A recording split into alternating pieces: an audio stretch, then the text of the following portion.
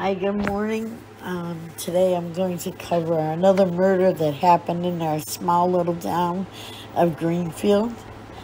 The murder occurred on March 24th, 1976, when Robert T. Smith sat outside and waited in the car for his two friends to commit a double murder at the Central Auto Body Shop in Greenfield, Mass.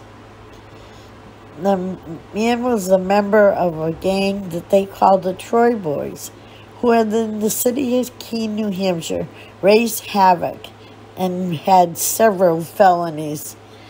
The trial was quite useless, though, as he was already serving 2 consecutive life terms for a triple murder that had happened on New Year's Eve in Tewksbury, Mass. He had killed Dr. Hugh Maloney, his wife, and his 15-year-old son.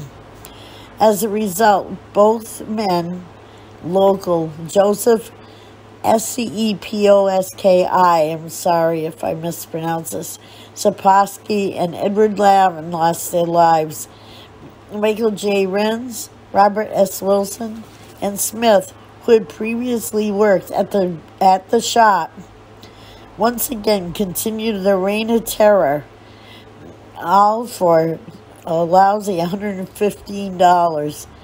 They had thought that they would find Scupper alone, and Renz testified that the hope of a lighter sentence, if he said how Smith had asked them to slit his throat because he hated Seposki so much.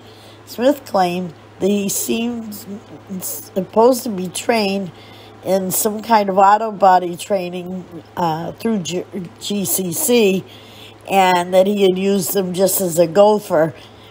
He had quit and gone to work at Bagetta Volkswagen. The group had been drinking all day at Stella's sub shop in Keene. When they decided it was time to go down to Massachusetts and rob somebody, it was when they decided to head to the Central Auto Body Shop in Greenfield that they made this horrible plan. They got themselves a sawed-off shotgun, a .38, a buck knife.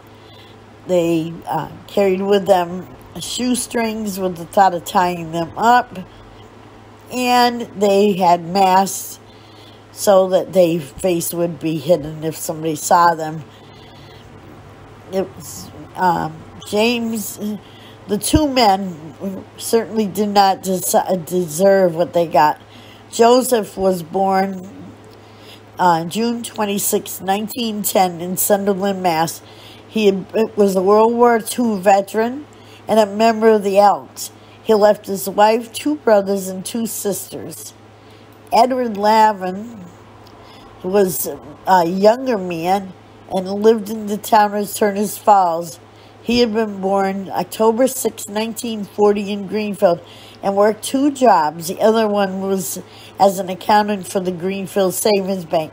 He left 2 children, a little girl, Patricia, 13, and a little boy, Mike, who was 11. He also left a brother and sister. The day that the men arrived, they were heavily armed with a knife, a sawed-off shotgun, 38 gauge revolver, and the masks, a car to get away. They were all set up. They came upon the body shop and thought about not doing this because there were 2 men inside. They had originally thought that there would only be one and that it would be much easier. But they drove around a little while and they decided, we'll do it anyways, And so what they did is they came in while Smith stayed outside and waited.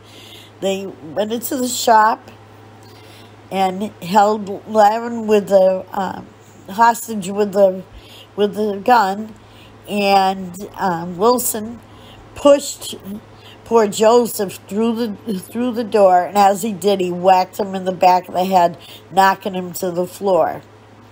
They then took Lavin and they forced him into the shop with his partner, and they tied his hands and feet so he couldn't move. They went to the safe and used a claw hammer and broke open the safe and netted about $115. Then Wilson went over to Sapolsky and slit his throat. He then told Renz to shoot Lavin in the back of the head. He did so, and just to make sure, Wilson said, "You better shoot him again," but the second time he missed. Upon leaving, they headed towards the Swift River Bridge, and there they dumped the guns and the cash box along with the knife that had been used. However, Renz decided he would keep the sawed-off shotgun and kept it in his car. While Wilson and Renz were found guilty and eligible for parole very soon, Smith was found not guilty. The jury wasn't convinced that he was involved in the murder. I tend to agree with that. He was the driver of the car. He was guilty of a lot of things, but to convict somebody of murder, that's you have to be beyond a reasonable doubt. And he was in the car. He did not do anything.